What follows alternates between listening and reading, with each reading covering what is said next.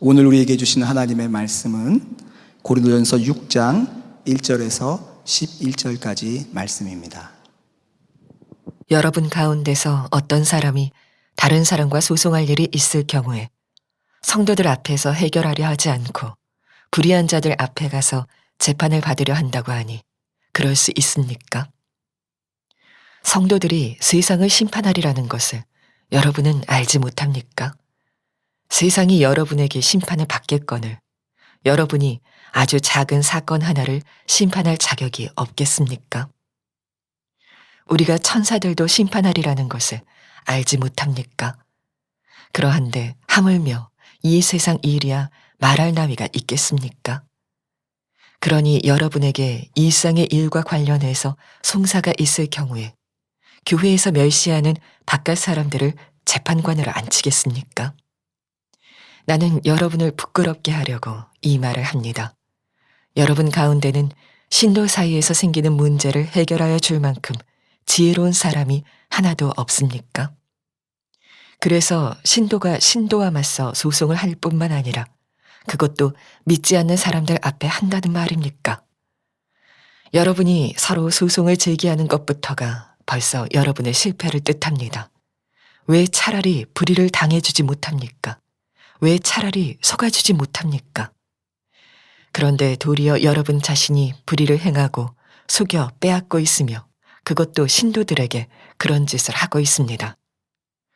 불의한 사람들은 하나님 나라를 상속받지 못하리라는 것을 알지 못합니까? 착각하지 마십시오.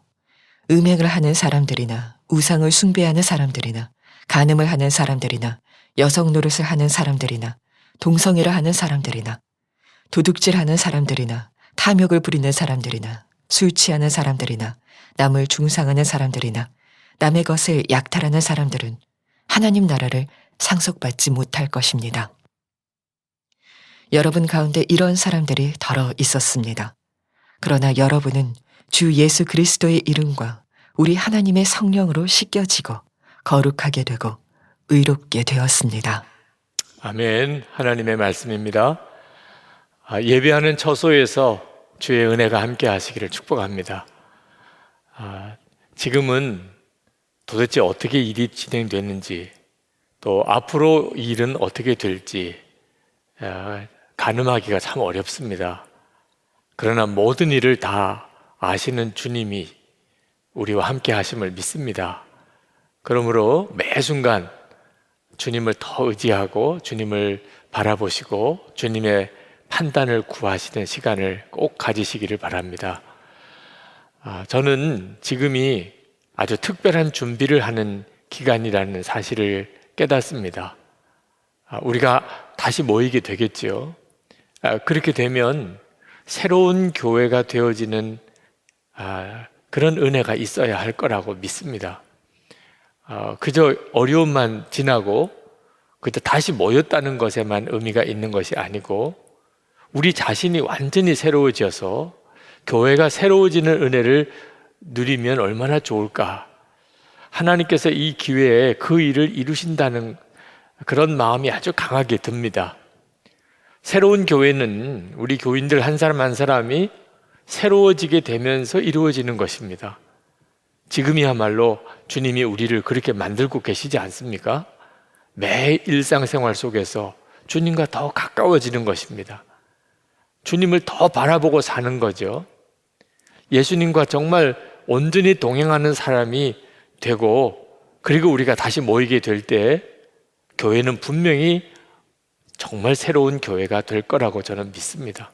그러므로 여러분 매 순간 모든 일상에서 주님을 바라보시고 주님과 동행하게 되기를 축복합니다. 우리가 주님과 동행하는 것 중에서 가장 중요한 것 하나가 어떤 일을 판단할 때 예수님께 묻는 것입니다. 옳고 그른 것에 대해서 주님을 바라보는 것입니다. 저는 저 개인적으로 가지고 있는 제 성격이 속으로 어떤 일에 대한 판단이 참 강합니다. 옳고 그른 것에 대한 판단이 제 속에 참 많습니다. 그러니 당연히 화도 많지요. 겉으로 드러내서 화를 내기는 참 어렵습니다. 목사가 되고 나니까 더 그렇습니다. 그러나 속으로는 화가 많습니다. 어떤 때는 꿈속에서 화를 마음껏 막 소리 질러서 화를 내는 그런 꿈을 꾼 일도 여러 번 있습니다. 그런데 예수님을 바라보게 되고 주님과 동행하는 삶을 살면서 제 안에 굉장히 많은 변화가 일어났습니다. 주님의 판단을 구하게 되는 거죠. 주님의 판단을 구하게 되면서부터 화를 억지로 참아야 되는 것이 아니고 화가 나지 않게 되는 것을 느끼게 됩니다. 주님의 마음을 알고 나니까 그게 화낼 일이 아니라는 것을 알게 된 거죠. 제가 신학교 다닐 때 수업 중에 인간관계 훈련이라는 과목이 있었습니다. 어느 날 교수님이 조별로 우리를 편성을 한 다음에 조별로 과제를 주었습니다. 10가지 문제를 주었는데 조원들이 만장일치가 되어서 답을 내는 것, 그게 과제였습니다. 그래서 30분 시간 동안 도대체 몇 가지 문제에 만장일치로 답을 구할 수 있느냐 하는 것이었습니다. 근데 그날 저희 조는 한 문제도 풀지를 못했습니다. 이유는 첫 번째 문제부터 의견이 하나가 안 된 겁니다. 저는 저 나름대로 이게 옳구나라고 생각했던 답이 있었습니다. 그래서 토론 시간에 적극적으로 그게 옳다고 주장을 했습니다. 그런데 끝까지 반대하는 사람이 한 사람이 있었습니다. 결국은 끝까지 하나가 안 된 바람에 우리는 한 문제도 풀지를 못했던 겁니다. 저는 제가 옳다고 하는 답에 대해서 참 강한 확신이 있었기 때문에 너무 아쉬웠습니다. 게다가 조별 점수가 0점이니까 더 속상했습니다. 근데 교수님이 모범 답안을 쭉 말씀하시는데 그 첫 번째 문제의 답이 제 의견이 옳았습니다. 그때 제 마음속에 그 반대하던 사람 때문에 우리가 이렇게 형편없는 점수를 얻었다고 엄청 화가 났었습니다. 그런데 평가의 시간에 돌아가면서 어떤 걸 느꼈는지 이야기를 해보라고 해서 이야기를 나누는데 반대 의견을 가졌던 그 사람이 하는 이야기가 제게 큰 충격을 주었습니다. 자기가 토론하는 중에 자기 생각이 잘못됐다는 것을 알았다는 겁니다. 그런데도 자기가 잘못됐다고 말을 못 하겠더라는 거예요. 기분이 나빠서. 제가 말하는 그 말에 동의하는 것이 너무 기분이 나쁘고 자존심이 상해서 자기는 자기가 잘못했다고 알면서도 끝까지 자기 의견을 굽히지 않았다는 겁니다. 제가 그 말을 듣고 옳고 그른 것을 강하게 주장하는 것만 문제를 푸는 방법이 아니라는 것에 충격을 받았습니다. 수업이 마무리되면서 교수님이 이제 총평을 하셨습니다. 그러면서 저희 조 이야기를 하셨습니다. 저희 조의 토론을 가만히 들어보니까 첫 번째 문제에 대해서 제가 제 주장을 굽히고 빨리 하나가 되도록 했다면 두 번째, 세 번째, 네 번째 문제에 대해서는 옳은 결론을 쉽게 얻을 수 있었을 텐데 그걸 못하는 바람에 한 문제도 풀지 못한 것 같다고 그런 평가를 하셨습니다. 제가 그때 리더가 되려면 어떤 공동체를 이끌어 가려면 옳고 그른 것만 고집해서는 안 될 때가 있다는 것을 교훈 받았습니다. 실제로 여러분, 예수님을 우리가 정말 믿는다면 우리는 자기 생각에 옳다고 그르다고 생각하는 판단에 고집을 부리면 안 됩니다. 항상 주님께 물어야 합니다. 내 생각에는 옳다고 여겨지더라도 주님은 어떻게 보시는지, 주님은 어떻게 판단하시는지를 묻는 자가 되어야 합니다. 고린도전서 6장에서 사도 바울은 고린도 교회 안에 교인들 사이에 소송이 벌어진 일에 대해서 말씀하고 있습니다. 사도 바울은 이렇게 말씀합니다. 1절에 성도들 앞에서 해결하려고 하지 않고 불의한 자들 앞에 가서 재판을 받으려 한다고 하니 그럴 수 있습니까? 라고 책망을 합니다. 저는 이 말씀을 읽으면서 참 마음이 답답했습니다. 저희 교회가 소속되어 있는 우리 감리교회는 감독회장 문제로 인한 소송을 2008년부터 지금까지 하고 있습니다. 정말 마음이 답답하고 부끄러운 일이기도 하죠. 도대체 고린도 교회 안에 왜 교인들 사이에 이런 소송이 일어나며 세상 법정까지 가는 겁니까? 그들이 예수를 믿고 난 다음에 온전히 다 변화되지 못한 사람들이 교회 안에 있었기 때문입니다. 그러니까 교인들 사이에 문제가 일어나게 된 거죠. 사실 이 문제는 고린도 교회뿐만 아니고 우리들도 그대로 겪고 있는 일입니다. 예수를 믿었다고 처음부터 다 온전히 성화된 삶을 사는 것은 아니라는 거죠. 예수 믿기 전에 그 세상 습관, 그리고 여전히 속에 역사하는 죄성을 가지고 살아가는 그런 이들이 교회 안에 여전히 있습니다. 근데 사도 바울은 이 일에 대하여 불의한 자들 앞에 가서 재판을 받으려 한다고 엄히 책망을 하였습니다. 당시 고린도 시의 재판관들이 아주 불의하다고 하는 의미이기보다는 교회가 가지고 있는 영적인 수준이 이 세상 수준보다 훨씬 높다는 겁니다. 다시 말하면 고린도시의 재판관들은 하나님의 법을 알지 못합니다.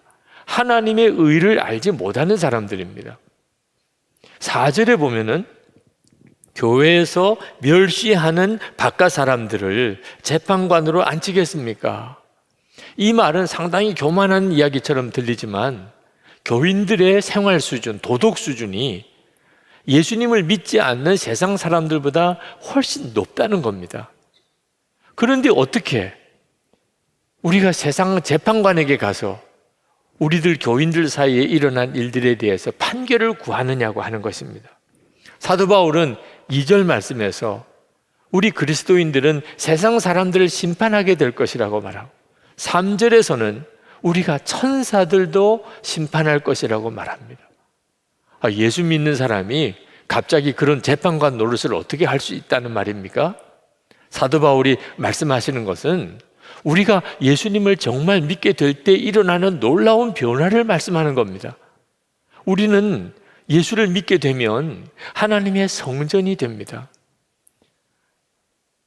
예수 그리스도께서 모든 지혜의 근원이신 예수 그리스도께서 우리 안에 거하시고 우리의 생명이 되시고 우리의 주님이십니다. 그러면 당연히 그리스도인들은 세상을 심판하는 자가 되는 거죠. 그럴 수 있는 힘이 우리 자신에게는 없지만 우리 안에 계신 예수 그리스도에게 있는 거죠. 우리가 그런 존재가 되었는데 어떻게 세상 재판관에게 가서 우리들의 문제를 소송할 수 있겠느냐는 말입니다. 부끄러운 줄 알아야 한다는 것입니다. 사도 바울은 5절 6절에서 말합니다. 나는 여러분을 부끄럽게 하려고 이 말을 합니다. 여러분 가운데는 신도 사이에서 생기는 문제를 해결해 줄 만큼 지혜로운 사람이 하나도 없습니까? 그래서 신도가 신도에 맞서 소송을 할 뿐 아니라 그것도 믿지 않는 사람들 앞에서 한다는 말입니까? 사도 바울은 피해를 당한 사람에게 말씀합니다. 여러분, 억울한 피해를 당한 사람 심정이 어떻습니까? 얼마나 화가 납니까? 얼마나 분합니까? 손해본 것이 얼마나 아깝습니까? 나 교회에서 재판받고 싶지 않아. 교회에서야 늘 용서하라고 그러고 사랑하라고 하잖아. 나는 세상 재판관에게 가서 이 억울함을 풀어달라고 할 거야.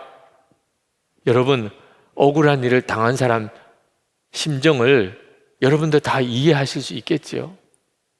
그런데 사도 바울이 그 사람에게 말합니다. 7절에 보면 여러분이 서로 소송을 제기하는 것부터가 벌써 여러분의 실패를 뜻합니다.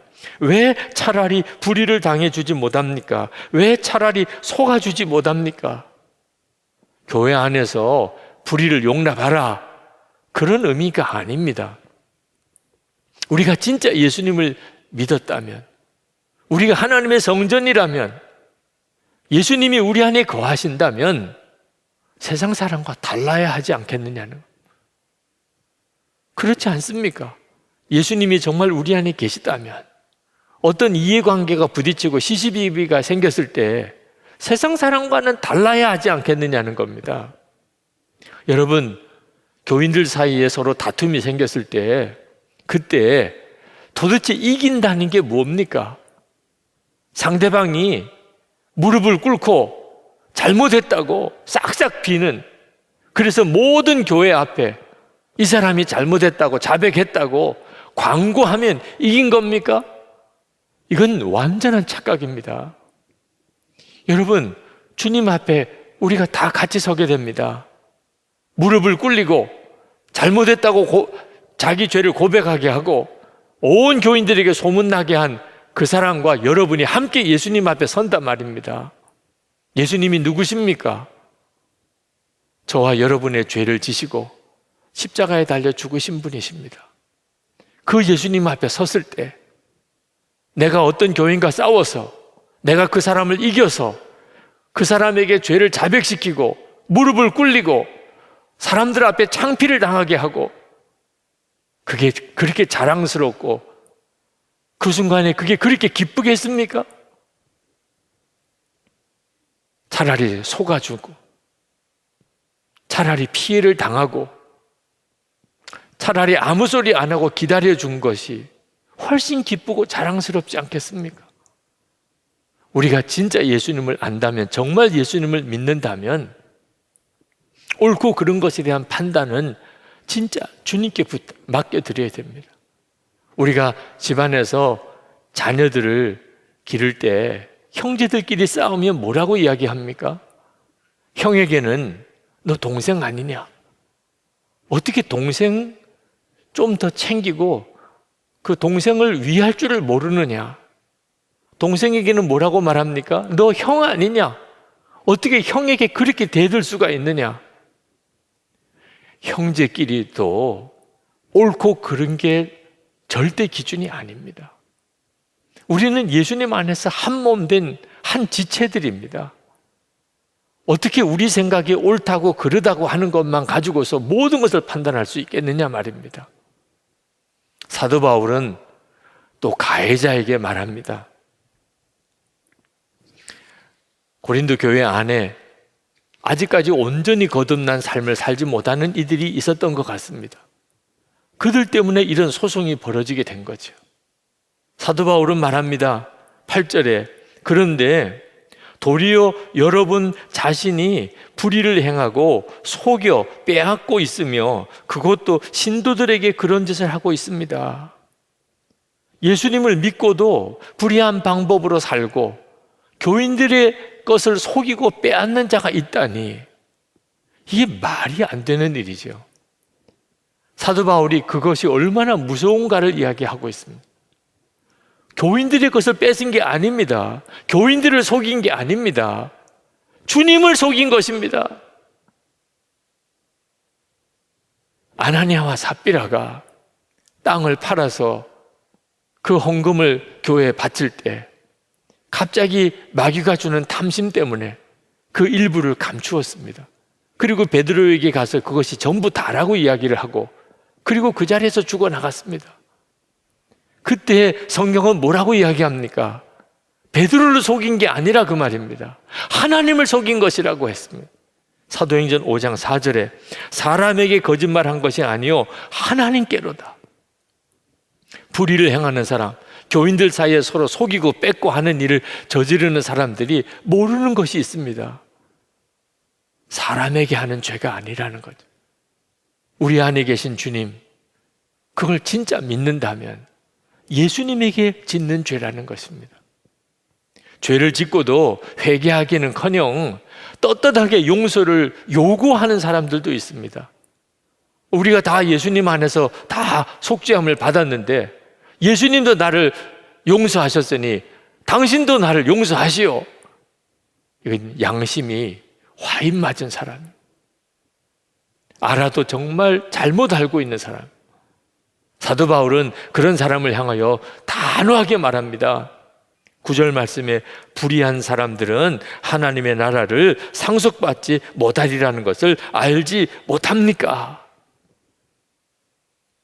불의한 일을 하면서도 나는 하나님의 자녀다, 구원받았다, 그렇게 믿으면 그것은 스스로를 속이고 있는 것이라는 겁니다. 사도 바울이 불의를 행하는 것에 구체적인 예를 들고 있습니다. 음행을 하는 사람들, 우상을 숭배하는 사람들, 간음하는 사람들, 여성 노릇을 하는 사람들, 남창을 말합니다.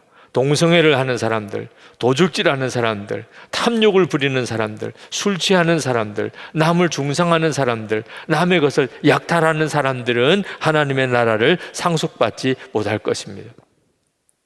이런 사람들이 고린도 교회에 있었습니다. 11절에 보면 여러분 가운데 이런 사람들이 더러 있었습니다. 고린도 교인들 중에 예수님을 믿기 전에 그런 삶을 살았고, 예수님을 믿고 난 다음에도 아직 그런 생활을 완전히 정산하지 못하고, 그리고 교인들끼리 사이에도 그런 일을 행하다가 서로 문제가 생겨서 소송까지 일어나는 일이 있었다는 것입니다. 9절에서 사도 바울이 착각하지 마십시오 라고 말합니다. 그런 사람들이 가지고 있는 착각이 있었던 겁니다. 그게 뭐지요? 우리는 예수님 때문에 모든 죄가 사함받았다. 과거의 죄, 현재의 죄, 미래의 죄가 다 사함받았다. 그러니까 죄를 지어도 다 용서받았다. 죄를 지어도 나는 구원받은 게 분명하다. 이렇게 주장하는 사람들이 있었던 겁니다. 그걸 참 복음이라고 주장하는 사람들이 있었어요. 지금 구원파 이단들과 같은 거죠. 사도 바울은 그들에게 단호하게 말합니다. 불의를 행하는 사람들, 하나님의 나라를 절대로 상속받지 못한다. 우리 자신에게 한번 적용해 봐야 됩니다. 혹시 여러분 중에도 예수 믿고 모든 죄를 사함 받았다고 믿는 것 때문에 죄를 지어도 하나님은 용서만 하실 것이다, 그렇게 생각하고 여전히 불의한 일, 세상 일, 구원받지 못했을 때 살았던 삶 그대로 사는 것은 혹시 여전히 여러분 속에 있지 않습니까?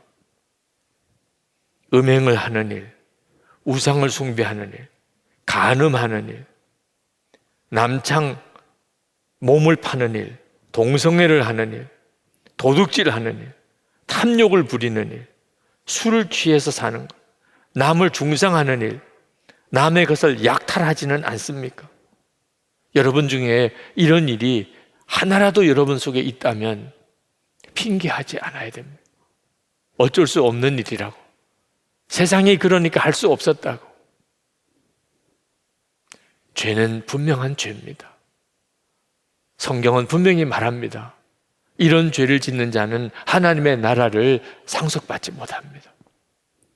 지금 미국 연합감리교회는 분열의 위기에 있습니다. 동성애 문제 때문입니다.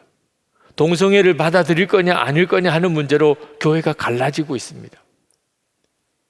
공부를 상당히 많이 한 사람들, 또는 경제적으로 부유한 사람들, 또는 목회자와 신학자들 중에 동성애를 받아들여야 된다고 주장하는 사람들이 꽤 많습니다. 그들은 동성애를 반대하는 것은 율법주의고 근본주의라고 말합니다. 동성애를 받아들이는 것은 영적으로 깨어있는 사람이고 예수님의 사랑을 가지고 사는 사람들이라고 주장합니다. 헷갈릴만 하죠. 성경을 봐야 됩니다. 성경이 무엇이라고 이야기하는가를 봐야 되는 거예요. 아니, 왜 죄도 많은데 동성애만 가지고 그렇게 말하느냐고 하는 사람들도 있습니다. 여러분, 동성애는 성경이 말하는 여러 많은 죄 중에 하나입니다. 그러나 요즘 동성애 논란은 특별한 것이 있습니다. 어떤 죄도 간음이나 또는 강도짓이나 또는 살인죄나 어떤 죄도 죄의 권리를 주장하는 부류는 없습니다. 우리 죄를 합법화시켜달라고 주장하는 사람들도 없습니다. 그런 죄를 짓는 사람들끼리 모여서 축제를 벌였다고 하는 일도 들어본 적이 없습니다. 그런데 동성애는 그렇게 하고 있는 것입니다. 그것이 무서운 것입니다. 우리는 어떤 죄인도 용서하고 사랑하는 마음을 가져야 합니다. 십자가에서 하나님이 우리에게 주신 은혜입니다. 누구든지 회개하고 예수님을 믿기로 작정한 모든 이들은 하나님은 다 마음을 열고 받아주십니다. 그런데 죄가 아니라고 말하는 것은 완전히 다른 문제입니다. 이것은 정말 심각한 문제입니다. 만약에 동성애가 죄가 아니라면 성경이 말하는 다른 모든 죄도 역시 똑같이 죄가 아니게 되는 것입니다. 여러분, 죄를 죄라고 여기지 않는 것은 얼마나 무서운 결과를 가져오는 줄 아십니까? 더 이상 회개가 없어지게 됩니다. 그래서 하나님의 심판이 있는 것입니다. 회개할 가능성이 이제는 없다. 그리고 끝인 것입니다. 어떤 사람은 우리에게 죄의 본성이 있는데 어떻게 죄를 안 짓고 살라는 말인가? 그렇게 질문하는 사람도 있습니다. 십자가의 복음을 아직도 정확하게 모르기 때문에 그렇습니다. 여러분, 십자가의 복음은 단순히 죄를 씻기는 것만 아닙니다. 우리를 거룩하게 하고 의롭게 하는 능력입니다.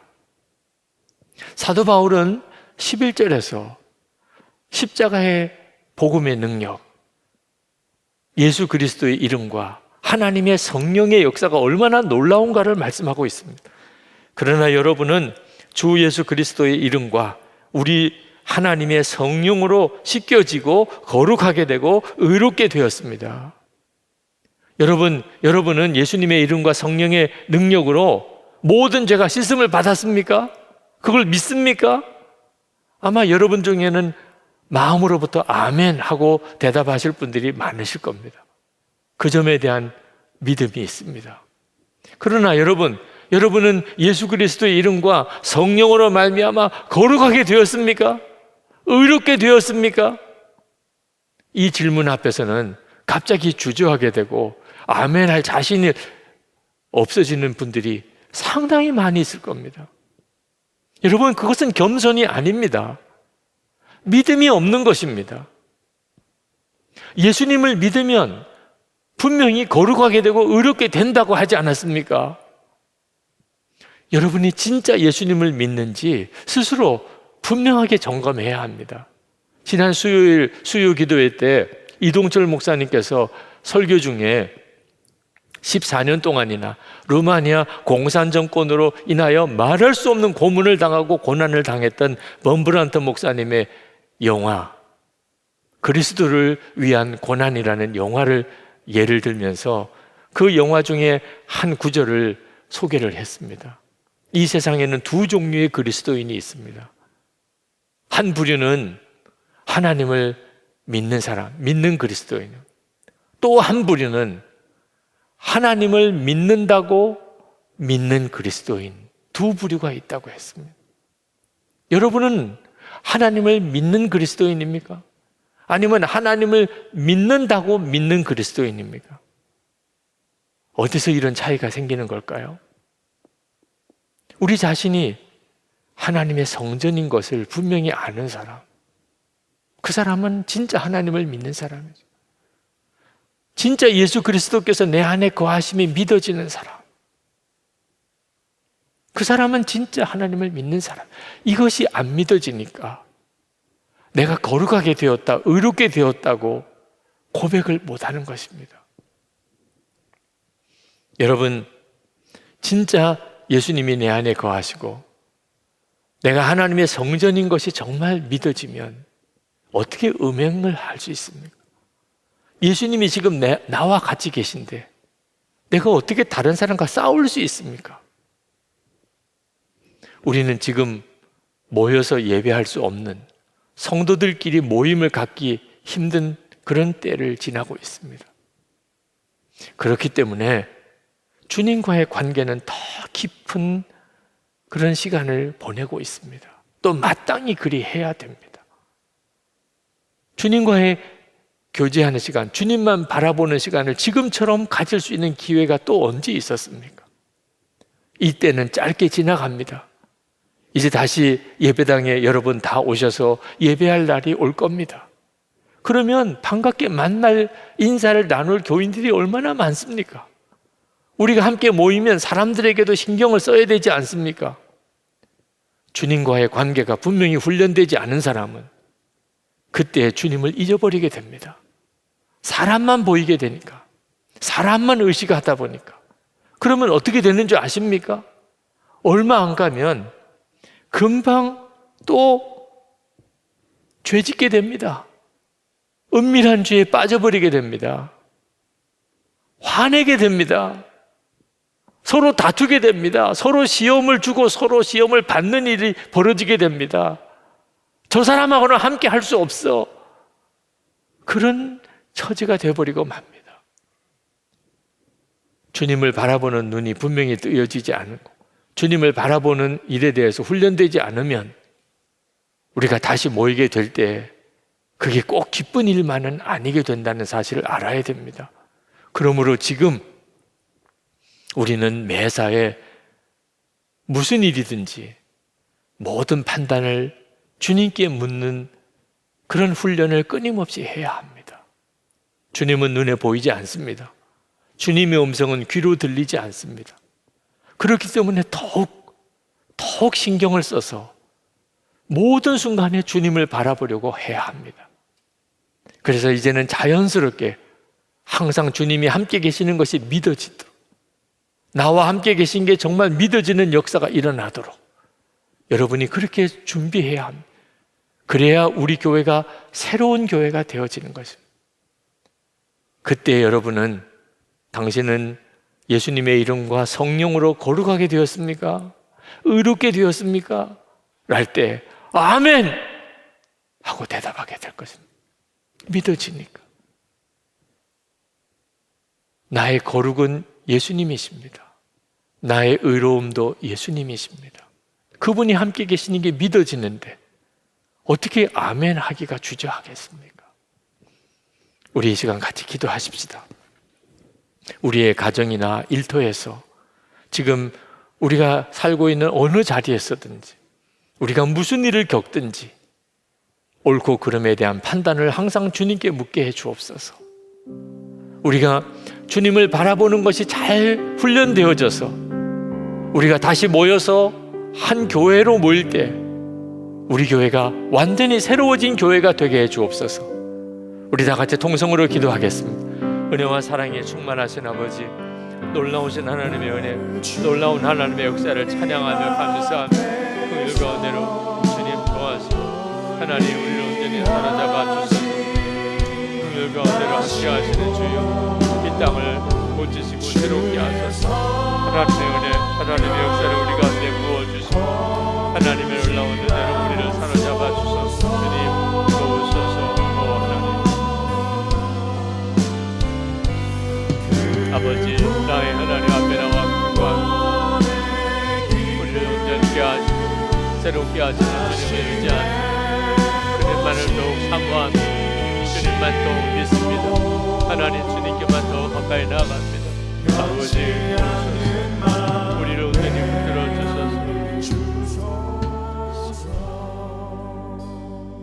아버지 하나님, 주님의 놀라우신 임재하심 주님을 믿습니다. 우리가 영상으로 그렇게 예배를 드리는 지금 이 시간에도 우리가 하나님의 성전된 자이니 우리가 예배하는 바로 그 자리에 지금 영상으로 예배하는 모든 성도들이 있는 그곳에서 주님은 우리와 함께 계심을 믿습니다. 예배하는 모든 성도들의 머리에 주님이 안수해 주시기를 원합니다. 우리의 예배를 받아주소서. 우리가 사는 모든 곳이 하나님을 향한 거룩한 예배의 자리가 되게 해 주옵소서. 그러나 아버지 하나님, 지금도 주님이 우리와 함께 계심을, 어디에서나 동일하게 같이 계심을 믿지만 속히 우리가 함께 모여서 함께 하나님께 찬송하고 함께 하나님께 기도하고 성도의 교제를 서로 나누고 그렇게 하나님께 예배할 수 있게 하여 주옵소서. 그러나 하나님, 우리가 다시 모일 때는 그저 우리가 모이기만 한 것뿐만 아니고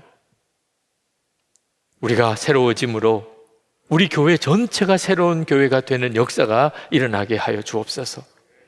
하나님, 코로나19 바이러스의 확산으로 인해서 고통당하는 이 나라, 이 땅을 고쳐주시기를 다시 구합니다.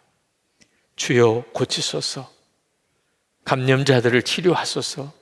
이제는 더 이상 확산이 그치게 하소서. 방역 당국과 의료진들을 붙잡아 주소서. 코로나19 바이러스보다 더 무서운 우리의 죄를 회개합니다. 은밀하게 지어질렀던 죄들, 음란했던 죄들, 거짓말, 탐욕의 죄들, 이기적인 마음, 권력에 대한 탐심, 분노와 저주를 쏟아놓았던 일들, 주님, 우리를 용서해 주옵소서. 이 땅에 신천지를 비롯해 일어나는 수많은 사교 집단들로 인한 죄악을 또한 주님 용서해 주옵소서. 무엇보다 하나님의 성전된 우리가 옳고 그른 것만 서로 판단하여 서로 다투고 서로 분열했던 죄를 용서해 주옵소서. 하나님, 어려워진 이 나라의 사정으로 경제적으로 말할 수 없는 고통을 겪고 있는 이들이 있습니다. 주님, 저들에게 살 길을 열어주시고 우리가 그들을 도울 수 있는 방법을 가르쳐 주옵소서. 한 끼 식사를 할 수 없는 처지에 내몰린 이들도 많습니다. 우리에게 계속 그들에게 식사를 제공하는 일을 계속하게 해주시니 감사합니다. 지혜를 주셔서 이 일을 위해 돕는 이들이 함께 더 힘을 모으게 해 주옵소서. 오늘도 하나님 앞에 예배하면서 하나님, 헌금하는 이들이 있습니다. 감사를 주께 드리고 주님을 향한 사랑의 마음, 믿음을 고백하고 하나님 앞에 약속드린 선교헌금, 감사헌금, 구제헌금, 온전한 11조를 드리는 성도들에게 주님의 은혜를 더하여 주옵소서. 저들의 믿음과 헌신을 주여 받으소서. 그리고 하나님의 은혜의 통로로, 복의 통로로 사용하소서. 심령에는 주의 은혜가 충만하게 하시고 주님과 늘 동행하며 살게 하시고 가정에 하나님의 은혜가 넘치고 보혈로 성령의 기름으로 덮어주시고 온 가족들이 다 구원을 받게 하시고 우리의 자녀들이 믿음으로 온전히 서게 하시고 성도들의 기여 일터에 주의 힘을 더하시고 돕고 베풀 힘이 있게 하여 주옵소서. 하나님, 저 북한에 있는 사랑하는 동포들을 위하여 기도합니다. 자유를 주소서. 진정한 복음을 주소서. 북한에 있는 정권의 근본적인 변화가 일어나게 하소서. 남북 주민들이 자유롭게 왕래하는 놀라운 은혜의 역사가 일어나게 하옵소서. 김국기 목사, 김정욱 목사님, 최충길 선교사님, 장문석 집사님 속히 석방되게 해 주옵소서.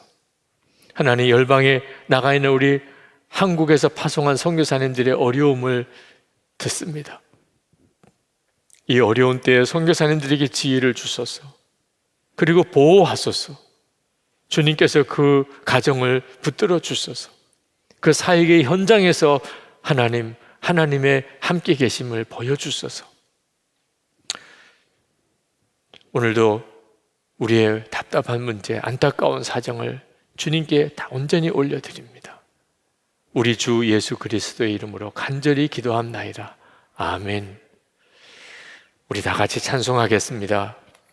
정결한 마음 주시옵소서.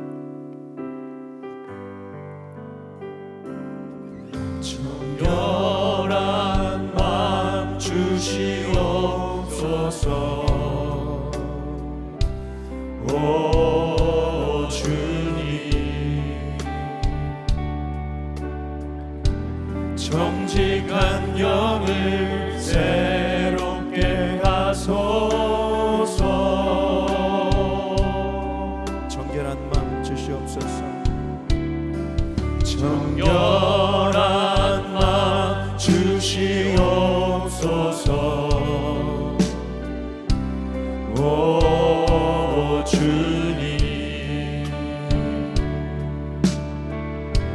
정직한 영을 새롭게 하소서.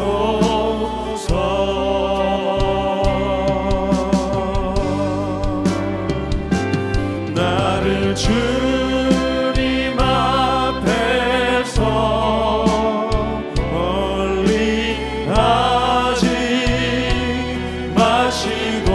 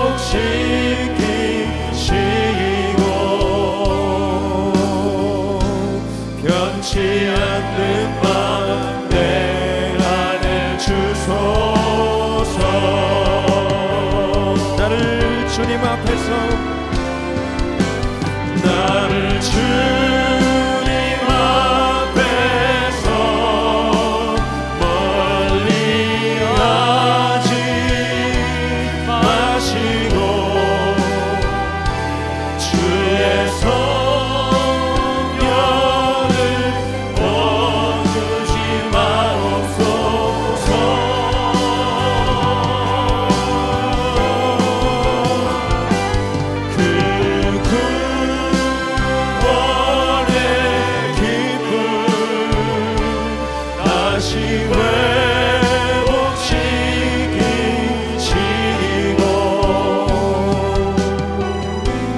변치 않는 내 안에 주소서. 주님, 예배하는 곳이 어떤 곳이든지 예배하는 곳곳마다 주의 사랑하는 성도들 위해 주여 복을 주소서. 주 예수님의 은혜와 하나님의 사랑하심과 성령의 교통하심이 항상 충만히 함께 계시기를 축원하옵나이다. 아멘.